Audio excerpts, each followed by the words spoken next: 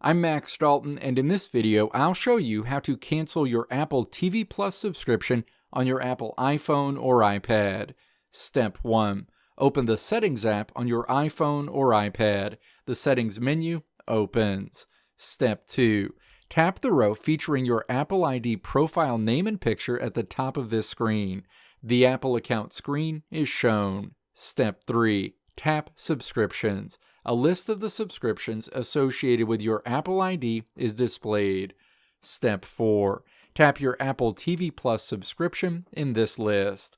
The next screen shows you information about your Apple TV Plus subscription.